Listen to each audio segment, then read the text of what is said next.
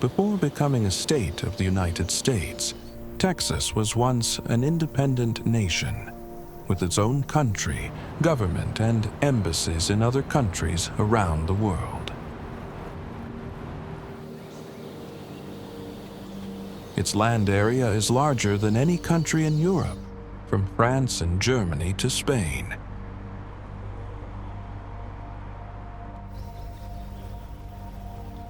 Not a single land mass, not a single climate, not a single topography. Texas is desert, canyons, pine forests, coastal plains, and mountain ranges, all within the same boundaries.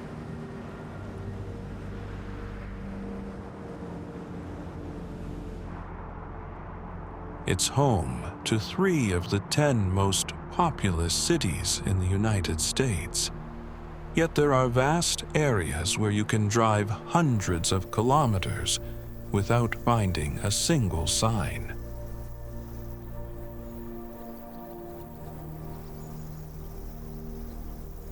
And that's why we're here, to explore a land that even Americans may not fully understand.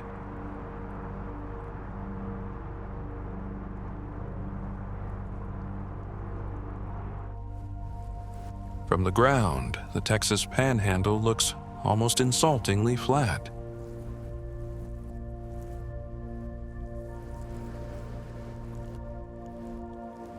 Then, without warning, it opens into Palo Duro Canyon, the second largest canyon system in the country, 800 feet deep in places, and wide enough that you can lose the opposite rim in haze.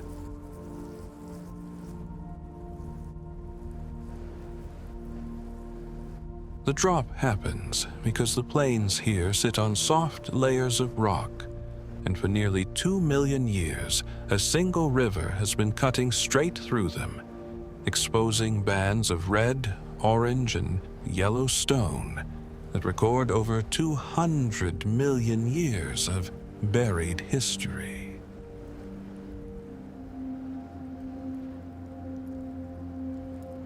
People have been using that crack in the earth for shelter for at least 12,000 years, drawn by water and game that the open plains above never offered.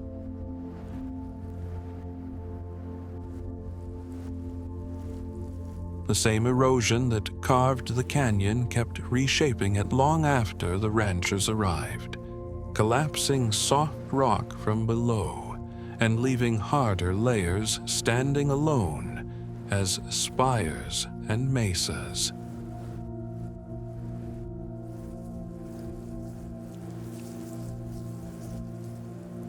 One of those spires rises taller than a 30-story building and has become the unofficial symbol of the place, a formation locals nicknamed the Lighthouse.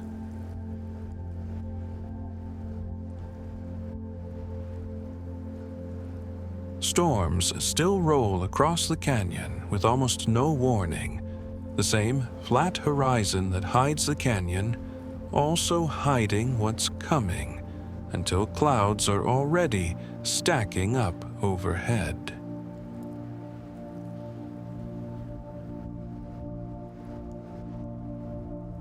Wind and water are still working on the walls today, the same way they have for the last 2 million years.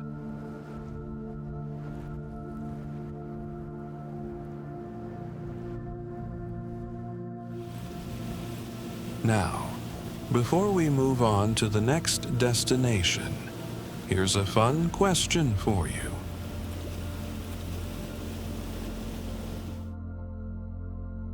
Which Texas destination is an island?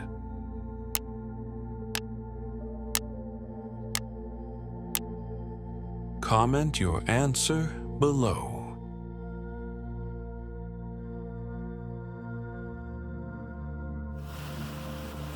Before it became a settlement, the area was an untamed wilderness, witnessing the activities of merchant ships and pirates, during the era when Texas was an independent republic.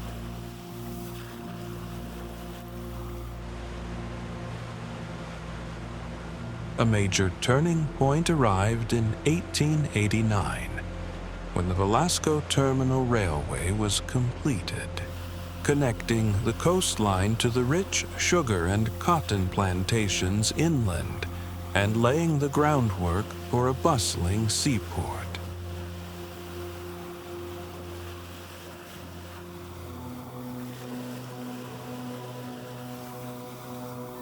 Around the same time, a powerful hurricane devastated the neighboring town of Quintana and altered the course of the Brazos River, gradually shaping the shoreline into its present form.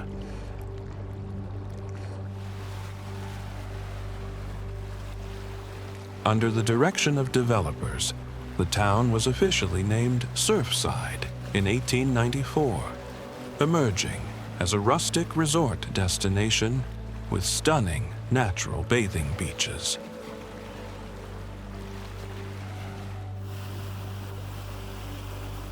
During the early decades of the 20th century, it welcomed visitors from Houston and surrounding areas who sought tranquility and the cool ocean breeze.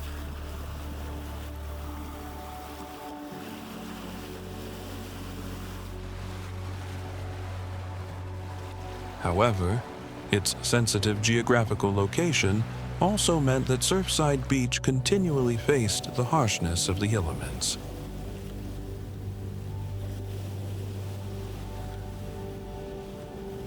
The residents here learned to adapt and rebuild after every natural disaster, forging a resilient community deeply bonded to the sea.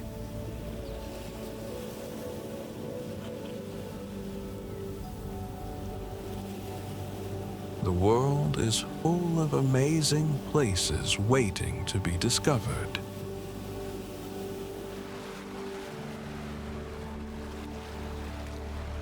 Subscribe, and let's explore them together.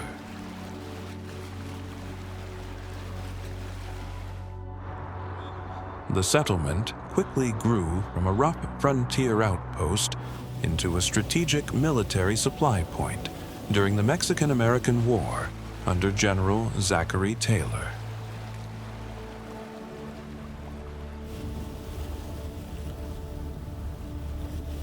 By 1852, Corpus Christi was officially incorporated, and its streets began to fill with ranchers, merchants, and immigrants seeking new opportunities.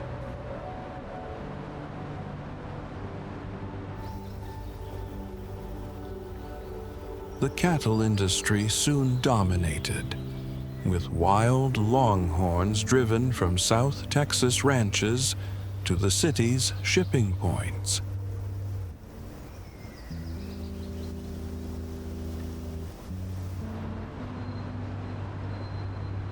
A transformative moment arrived in 1926 when a deep water channel was carved through the shallow bay, birthing the modern port of Corpus Christi.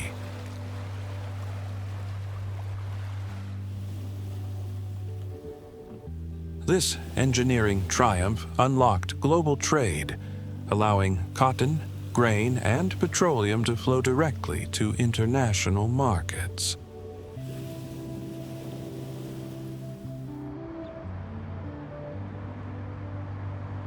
The discovery of the massive Saxit oil field in the 1930s triggered an industrial boom, cementing the city's identity as a petrochemical powerhouse.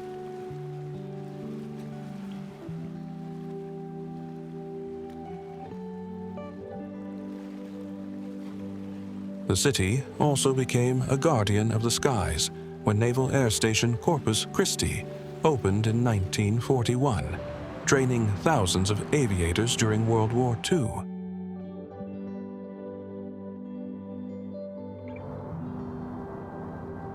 Among those young pilots was future President George H.W. Bush, who earned his wings above these very coastal waters.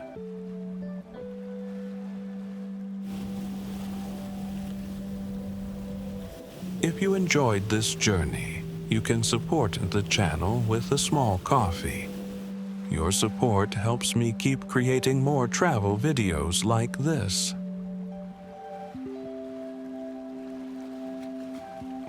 Thank you so much.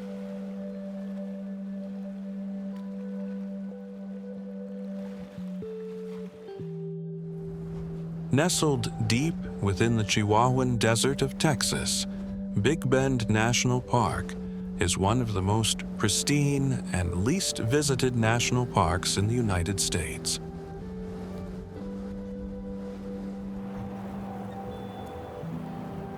Spanning over 3,200 square kilometers, this place boasts an astonishingly diverse natural landscape. From majestic limestone mountain ranges to arid deserts and the meandering Rio Grande River.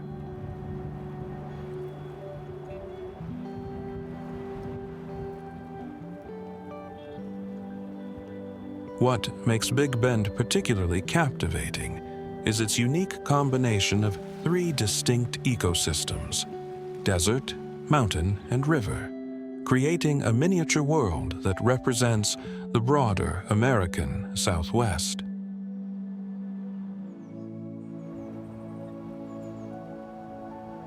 Historically, this land was once home to the Paleo Indians over 10,000 years ago, as evidenced by the surviving rock paintings and stone tools found in local caves.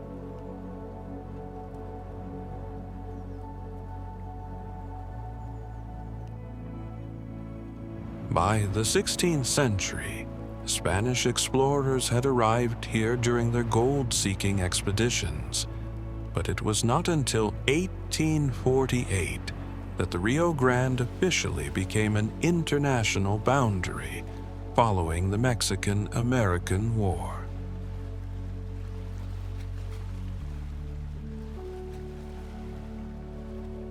Throughout the 19th and early 20th centuries, brave ranchers and miners attempted to conquer this harsh terrain, leaving behind ghost towns and abandoned homestead ruins.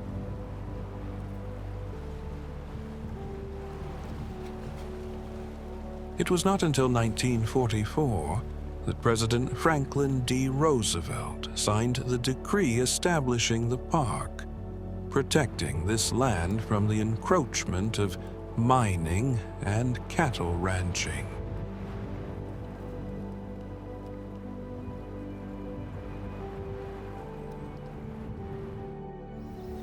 Beneath the shimmering surface of Lavon Lake lies a forgotten world, a silent testament to 19th century Texas ambition.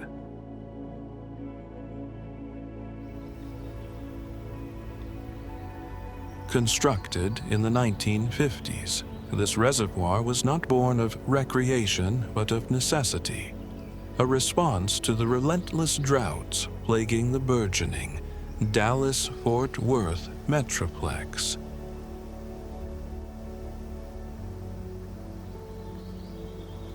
The U.S. Army Corps of Engineers spearheaded the project, damming the East Fork of the Trinity River in 1953.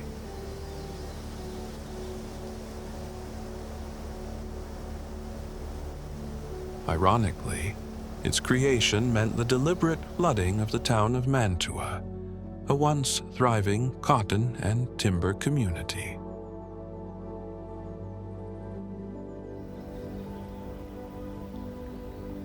Families were displaced, their homes and businesses submerged forever beneath the rising waters.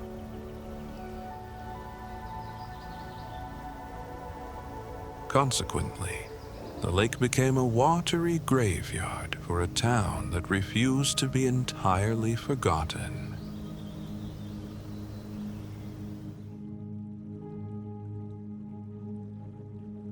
During periods of extreme drought, the ghostly foundations of Mantua's old general store and schoolhouse eerily reemerge.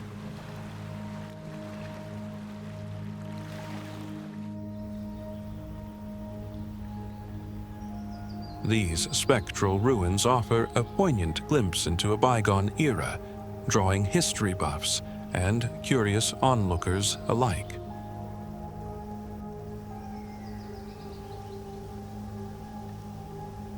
Officially dedicated in 1954, the lake was initially named Lavon Dam Reservoir, after the nearby settlement.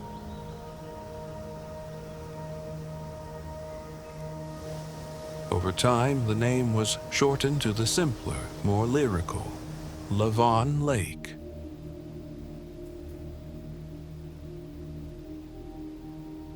Today, the lake still does the job it was built for, holding back floodwater and supplying water to the cities around it.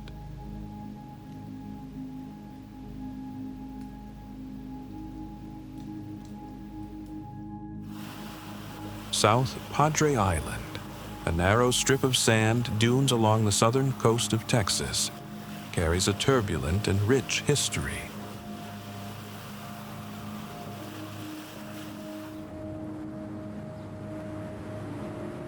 Before Europeans set foot on its shores, the island served as a seasonal dwelling for Native American tribes, primarily the Karankawa people.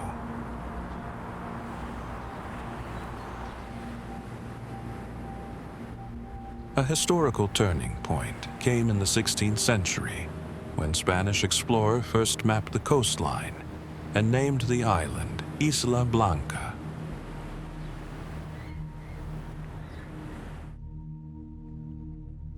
Throughout the following centuries, the waters and passes around the island became a familiar hunting ground for notorious pirates like Jean Lafitte.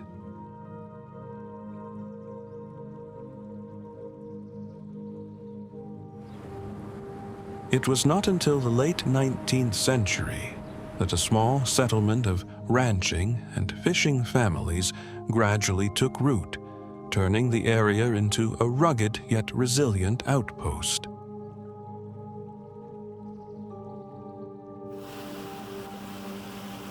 However, the island's fate was forever altered in 1954, when the first Queen Isabella Causeway was inaugurated, erasing its geographic isolation and officially connecting it to the mainland at Port Isabel.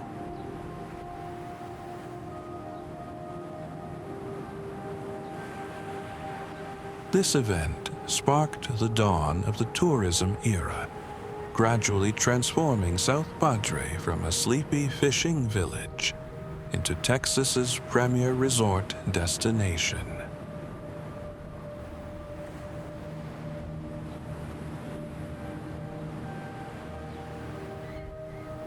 Today, alongside the glamour of high-rise resorts and white sand beaches, traces of history quietly endure.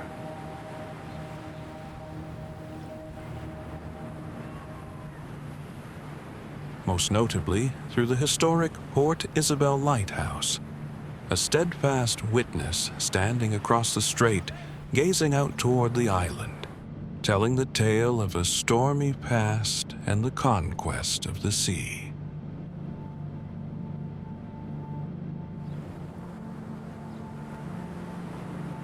Would you watch the sunrise or sunset on South Padre Island?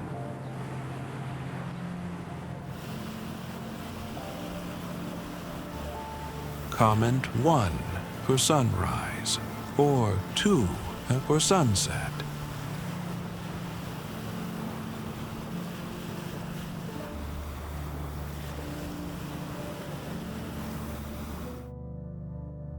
Houston is the largest city in Texas and the fourth most populous city in the United States.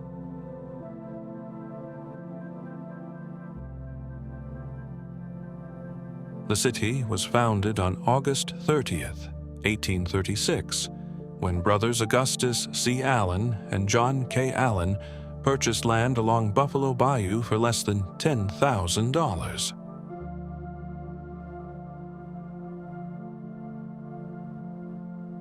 They named the settlement after General Sam Houston, the hero who secured Texas's independence from Mexico.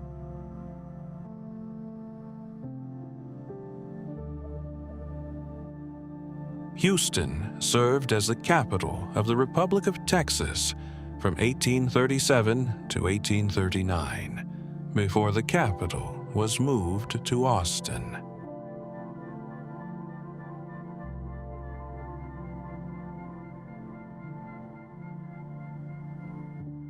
During the 19th century, the city grew steadily thanks to its port along Buffalo Bayou, which facilitated trade and transportation.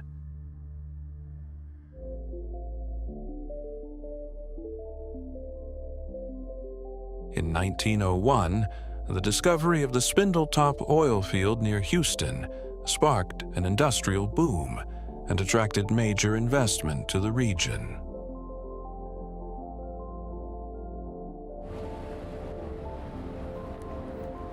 In 1914, the Houston Ship Channel was completed, transforming Houston into a vital seaport for the interior of the country.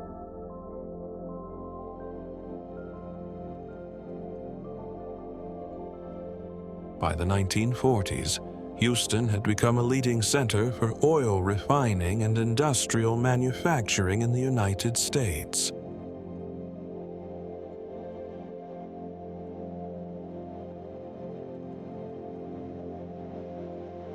In 1961, NASA announced it would build its Manned Spacecraft Center in Houston, making the city a hub for the American space program.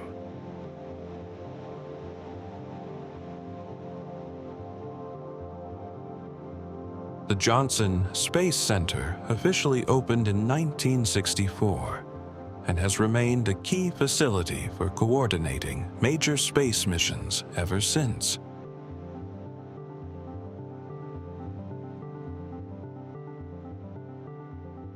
Today, Houston is a major center for the energy, healthcare, education, and aerospace industries.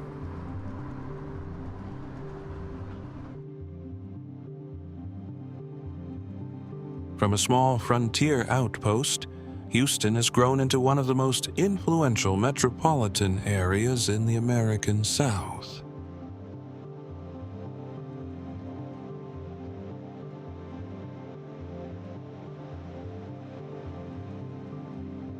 Beneath the relentless West Texas sun lies a surreal landscape of golden dunes, a place where history is written not in stone, but in shifting sand.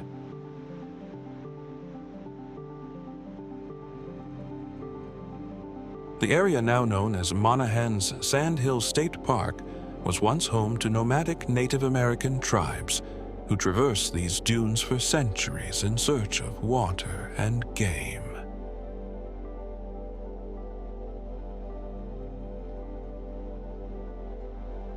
In the late 19th century, Spanish explorers and later American settlers passed through this arid region, though few dared to stay permanently due to its harsh conditions.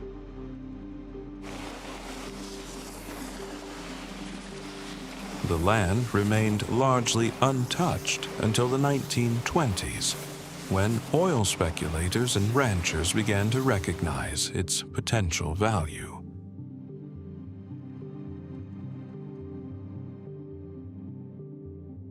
However, it was the devastating drought of the 1930s that ironically drew attention to the dunes, as the exposed sand revealed ancient artifacts and fossils buried for millennia. Recognizing the area's unique geological and cultural significance, the Texas legislature authorized the creation of a state park in 1957.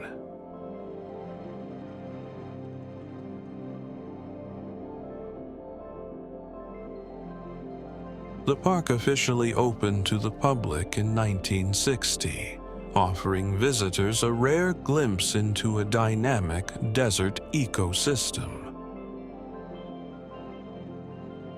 This stretch of water changes character twice in less than 10 miles, and it's still the same river the whole way through.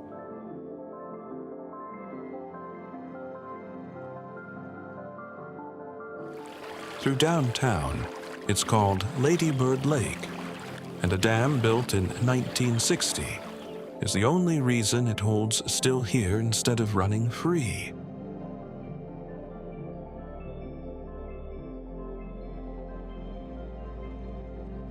No motors are allowed on this section, so the only things moving across it are kayaks, rowing shells, and the occasional paddleboard, all gliding past a skyline that keeps adding new towers every year.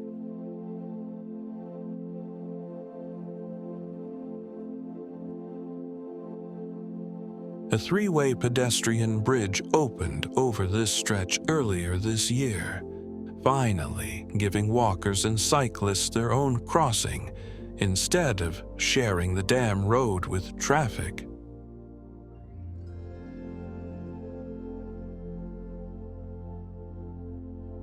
Follow the water upstream and it crosses through another dam, the Tom Miller Dam, and turns into something else entirely.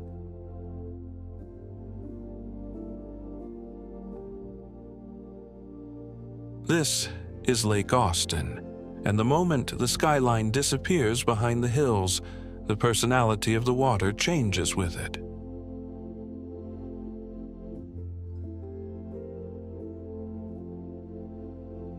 Motorboats are allowed here, and marinas line coves that the downtown stretch could never accommodate.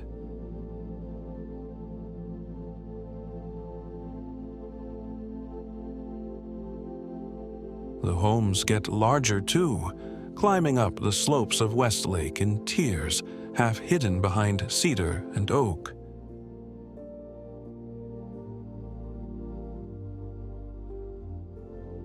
Further out, the Pennybacker Bridge arcs across the lake, without a single support touching the water below.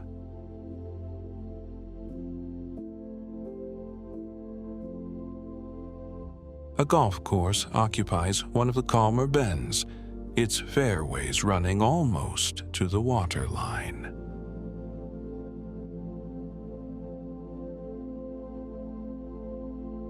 Boats still cut wakes across the lake into the evening, the same water that started the day calm enough to mirror downtown's reflection.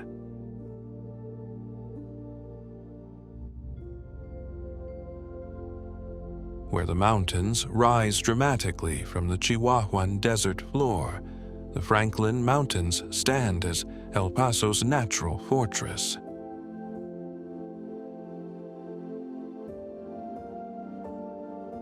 The highest peak, North Franklin Mountain, reaches 7,192 feet, with a park headquarters located at an elevation of 5,426 feet above the surrounding desert landscape.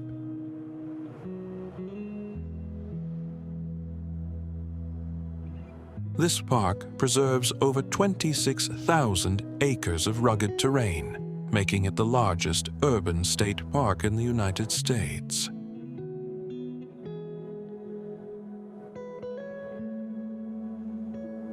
The mountains serve as a natural barrier between El Paso and the desert, creating distinct microclimates and ecological zones throughout the region.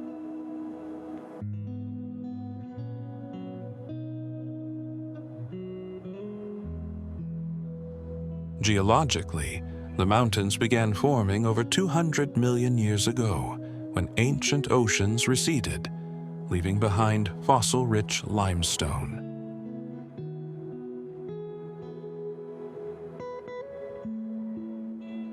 For thousands of years, Native American tribes, including the Apache, inhabited these peaks, leaving rock art that visitors can still spot today.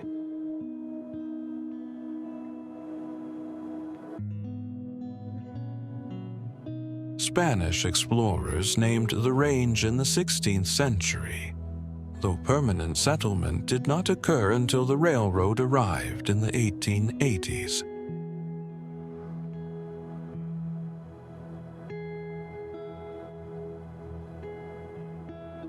Concerned citizens launched a preservation campaign in the 1970s, successfully convincing the state to establish the park in 1979.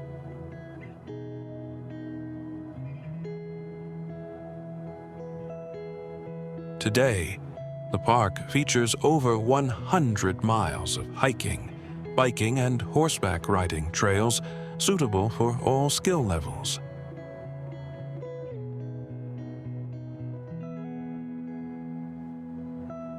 The park also offers guided geology walks and stargazing programs, taking advantage of its dark night skies.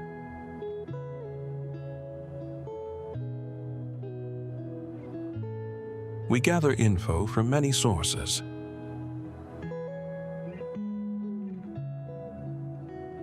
If something seems off or you've got more to add, drop a comment.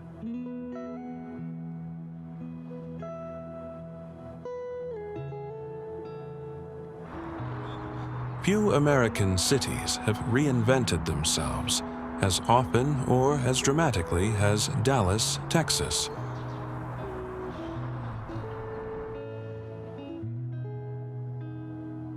Its official story began in 1841, when John Neely Bryan established a modest trading post at a natural ford on the Trinity River.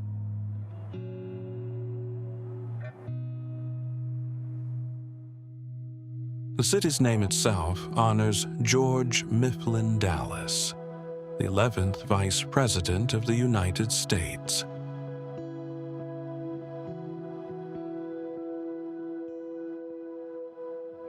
Early growth remained slow, but the arrival of multiple railroads in the 1870s suddenly transformed it into a major commercial hub.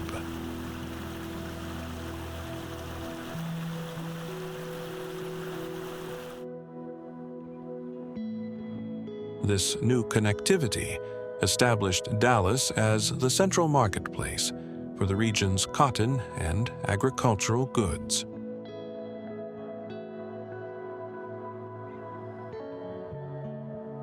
A crucial turning point arrived in 1930 with the discovery of the vast East Texas oil field, which propelled the city into an energy and financial powerhouse.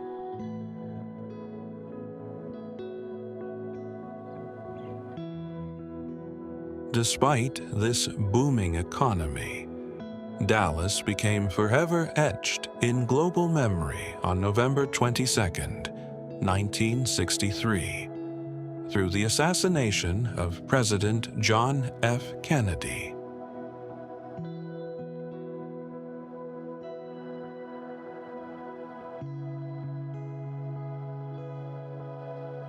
That tragic event deeply scarred the city.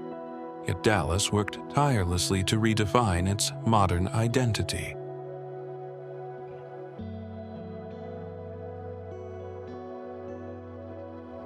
The latter half of the 20th century witnessed a significant economic shift from oil to technology, telecommunications, and banking.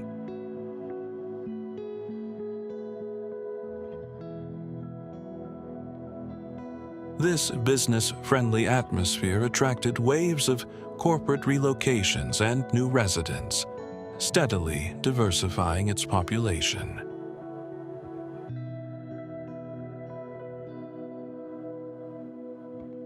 Consequently, Dallas has evolved into a sprawling metropolis with a vibrant and complex cultural scene.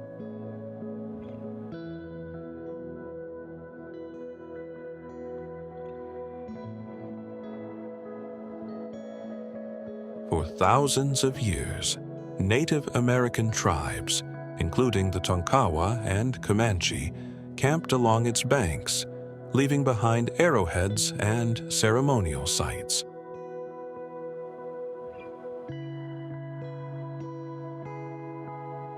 In the 1840s, German and Anglo settlers arrived, establishing small communities like Blanco and Wimberley along the river's fertile valleys.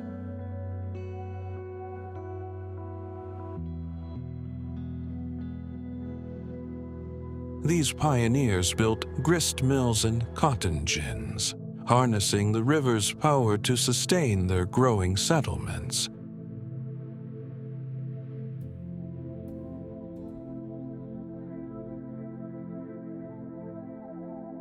The river gained a darker chapter in its history during the Civil War, when it served as a hiding place for Confederate deserters.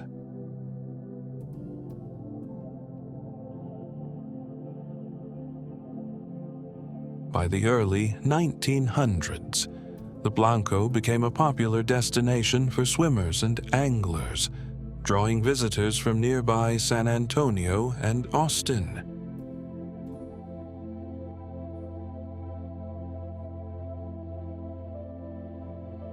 However, the river has also demonstrated a violent side, unleashing catastrophic floods in 1929, 1952, and most devastatingly in 2015.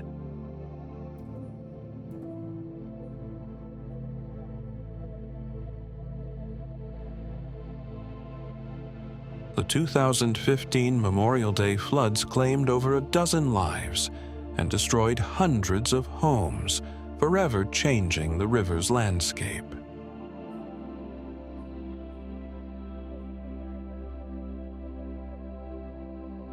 Despite these tragedies, the local community has shown remarkable resilience, rebuilding and implementing flood warning systems to protect future generations.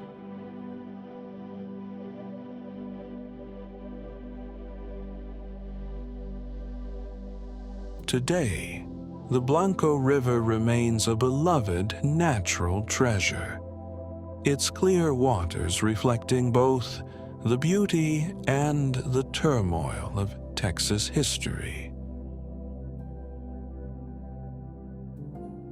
For 4 decades, the only way across this stretch of water was underneath it, through a 2-lane tunnel buried beneath the Houston Ship Channel.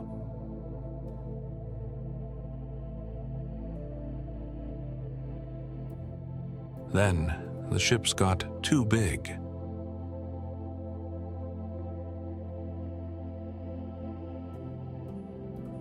When engineers decided to dig the channel deeper to let larger tankers through, the old tunnel sat right in the way and had to be torn out piece by piece.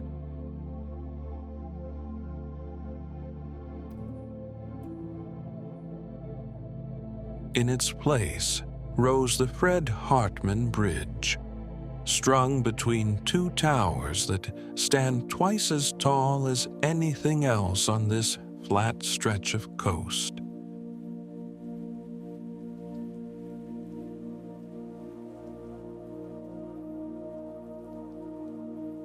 One of those towers sits on solid ground.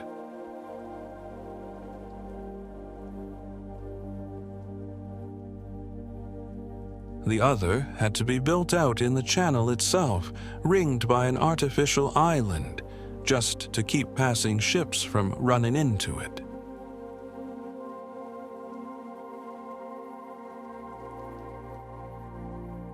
Ships still pass beneath constantly, supertankers among them, threading through with barely 200 feet of clearance above the waterline.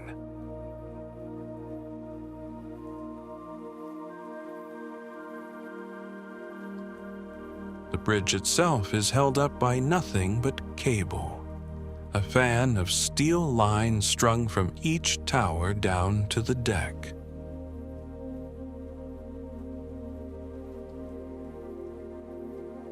It's the longest bridge of its kind anywhere in Texas.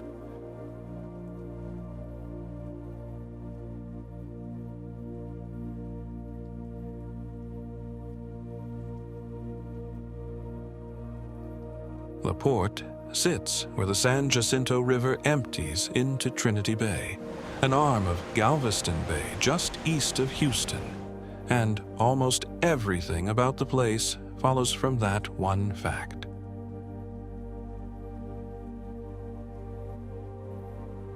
The bay made it a battlefield first.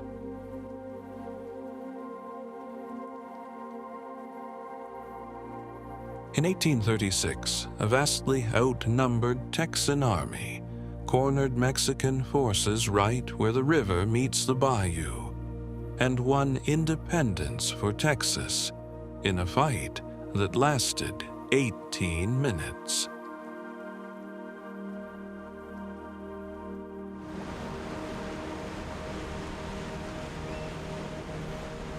A single stone column built on the site now rises higher than the Washington Monument, with nothing on top of it but the shaft itself.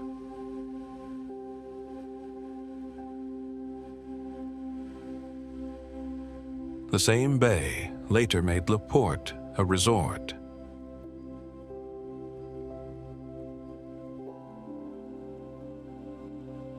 Oil and shipping replaced citrus groves the original developers had once advertised, and the channel running past Morgan's Point grew into one of the busiest ports on the Gulf Coast.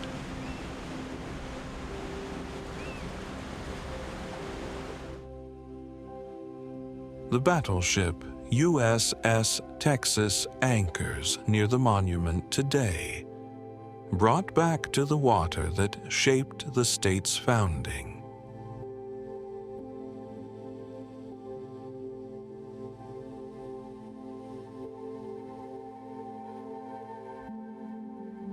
It's the last surviving dreadnought from before World War I, and has served as a flagship during the D-Day invasion before retiring here for good.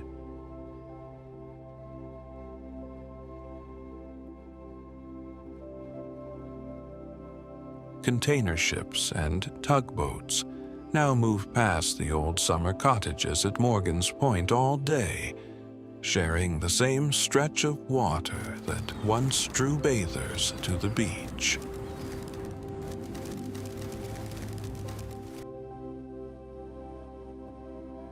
Pelicans still work that same shoreline, fishing in the gaps between passing hulls.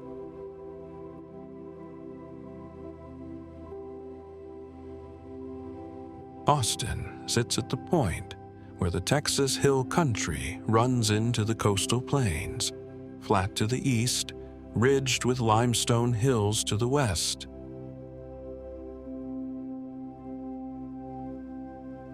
The Colorado River cuts straight through the middle of it, widening into Lady Bird Lake right at the foot of downtown.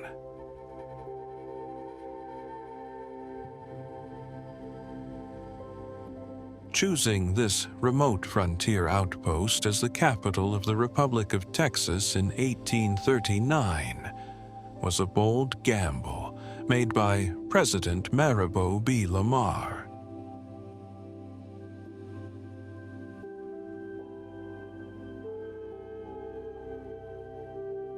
During its precarious early years, the fledgling capital endured persistent threats from both Mexican military forces and hostile indigenous raids.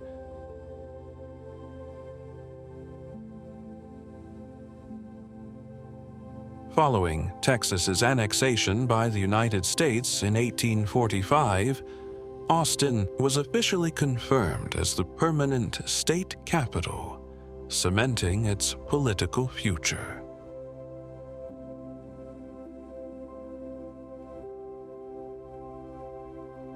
The city's architectural centerpiece, the magnificent pink granite state capitol, was completed in the 1880s, symbolizing its growing prominence.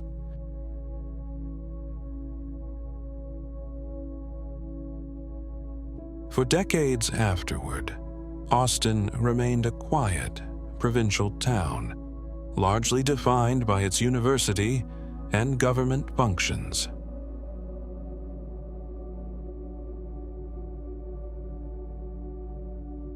Until musicians escaping Nashville started showing up in the 1970s.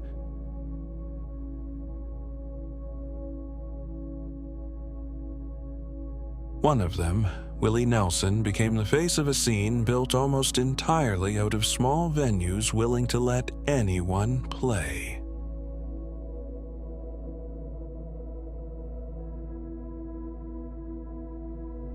That scene eventually gave Austin a title nobody else in the world claims: Live Music Capital of the World.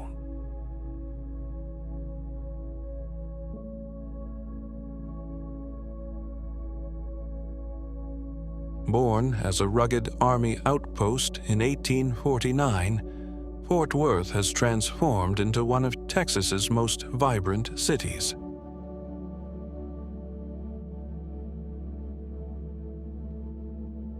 The U.S. Army established the fort along the Trinity River to shield settlers from Native American raids.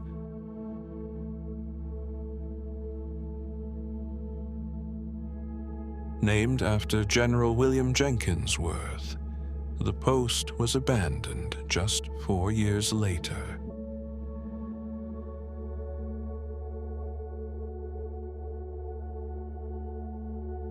However, the settlement that sprouted around it refused to vanish, slowly growing into a small town.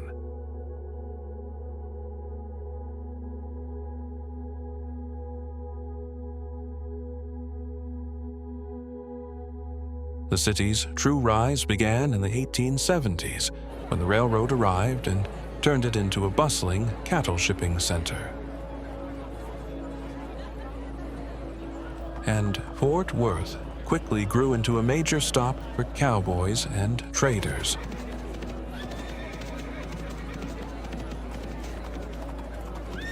This era earned Fort Worth its legendary nickname, Cowtown, a title it still proudly embraces today.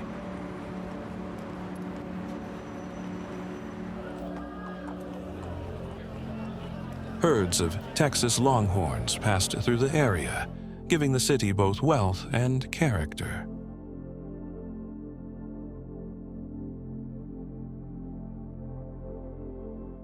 The discovery of vast oil fields in 1917 sparked an economic boom, drawing wealth and industry to the region.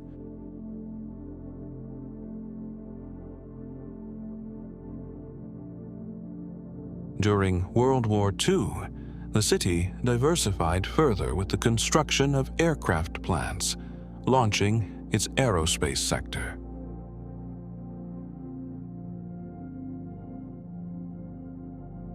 Despite its modernization, Fort Worth has never forgotten its frontier roots, preserving the historic Stockyards District as a living museum.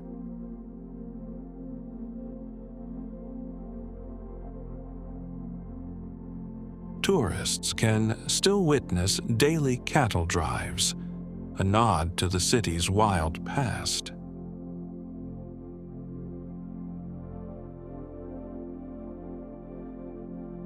Meanwhile, the city has simultaneously cultivated a refined cultural scene, featuring world-class museums and performing arts.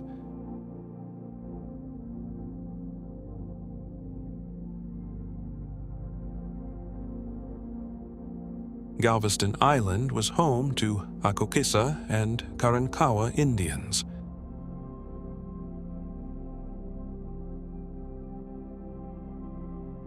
In 1528, when the first Europeans landed, in 1785, José de Evia charted the Texas coast and named Galveston Bay in honor of Bernardo de Galvez, Viceroy of Mexico.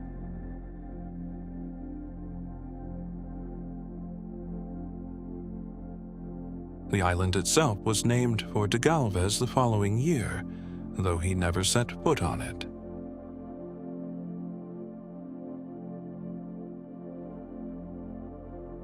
Galveston was officially chartered as a city in 1839.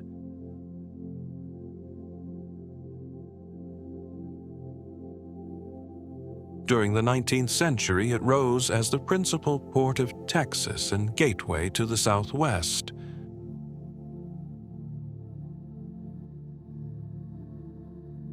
For a time, it was Texas's largest city and became known as the Queen City of the Gulf.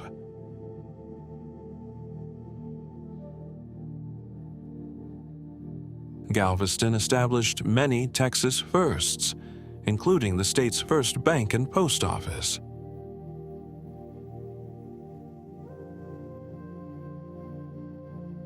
Immigration and trade gave the island an international character, and it was sometimes called the Ellis Island of the Southwest.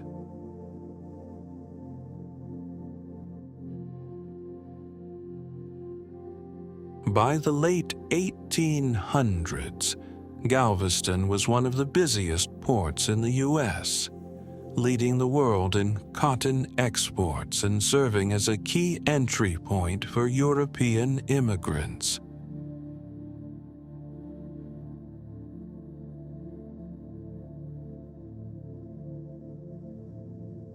In 1885, it was also considered the most affluent city in Texas, home to major institutions and cultural life.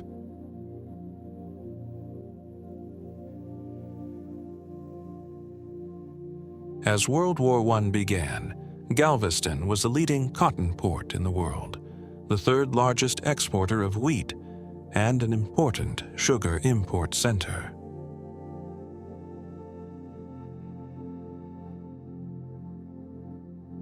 Today's Galveston has transformed from its commercial golden age into a premier tourist destination.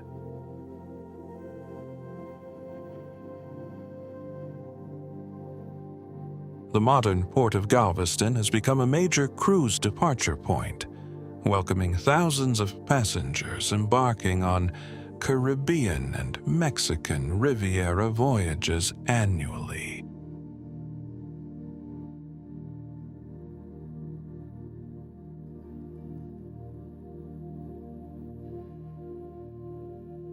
The river running through downtown San Antonio looks calm enough to mistake for decoration. It isn't.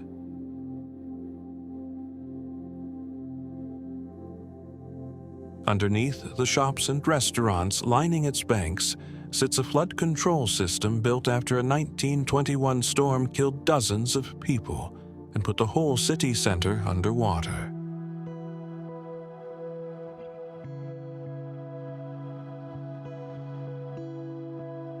Engineers eventually solved it with a set of gates that hold the river at a constant level.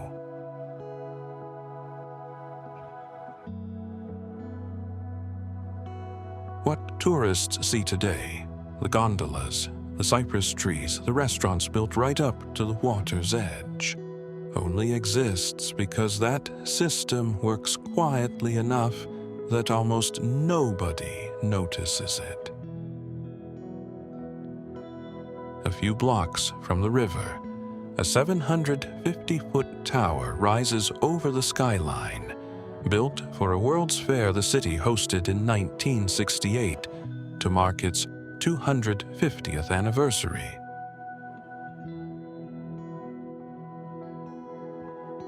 The restaurant near the top was built on the ground first, then hoisted up the concrete shaft on steel cables over the course of 20 days.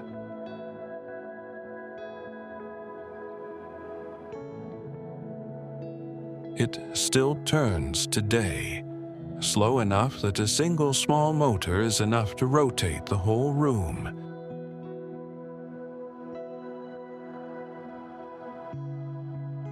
Closer to street level, a flame sculpture called the Torch of Friendship marks one of the main intersections downtown, a gift from Mexican business leaders meant to symbolize the ties between the two countries.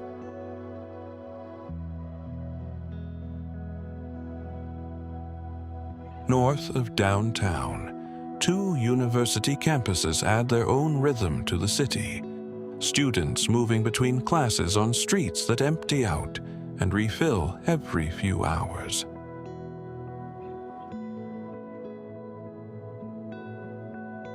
by late afternoon, the river takes on a different mood, lit from below as the gondolas keep moving, and the day crowd gives way to the dinner crowd.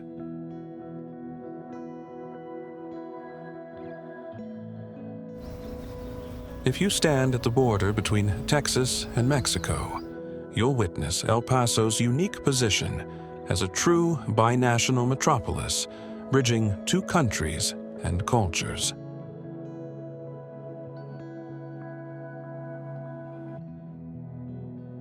It is the largest Texas city on the border with Mexico and one of the biggest urban centers in the American Southwest.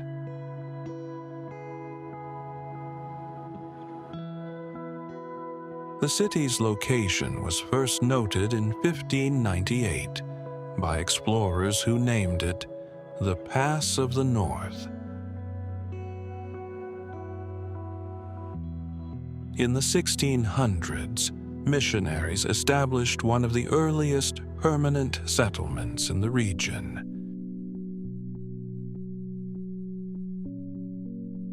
El Paso officially became part of Texas after statehood, with its own county formed in 1850.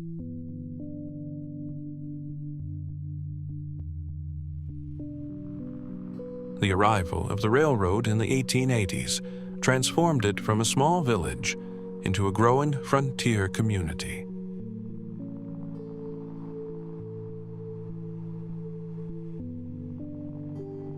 Within a decade, its population multiplied, and El Paso became a busy hub for trade and travel.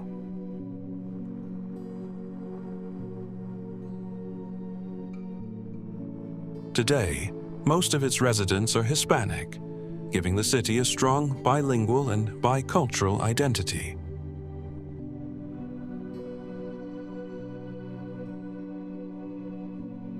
Together, they form one of the largest binational metropolitan areas in the world.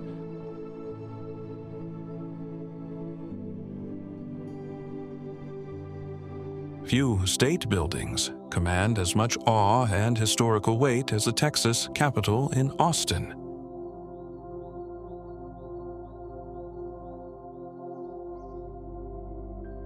Its story began in 1839, when the Republic of Texas chose Austin as its capital and erected a simple wooden structure.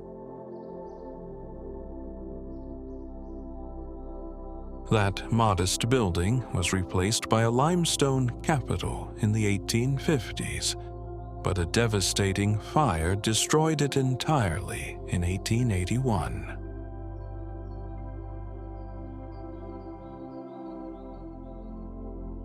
Rather than despair, Texas leaders seized this chance to construct something truly monumental.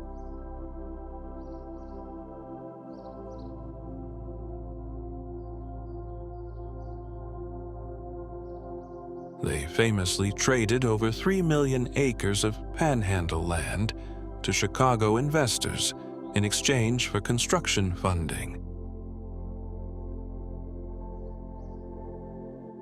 Ground broke in 1882, and thousands of laborers, including convicts and immigrant stonemasons, toiled for 6 years to complete it.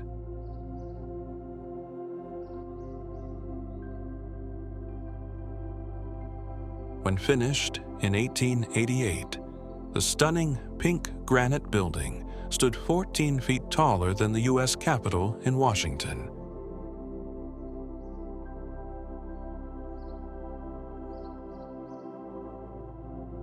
This deliberate architectural choice boldly proclaimed Texas's larger-than-life pride and independence.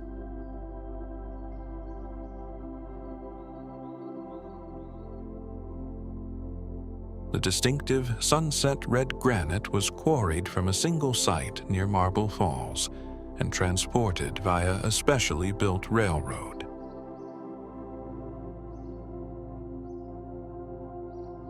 Over the decades, the capital has survived political upheavals, historic debates, and careful restorations, preserving its 19th century grandeur.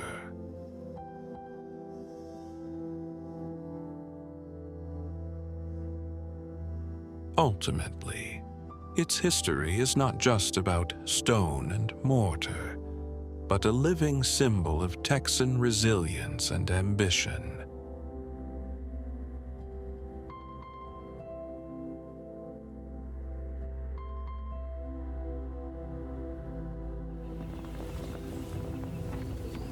Texas isn't a place you visit once and for all, as each region is almost a completely different journey.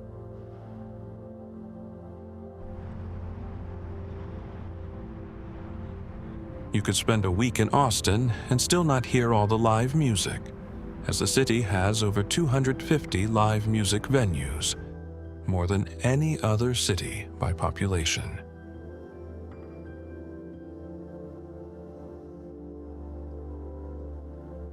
But just a few hours outside the city, you'll find a completely silent Texas, where the night sky is so vast you don't know if you're in America or in the middle of space.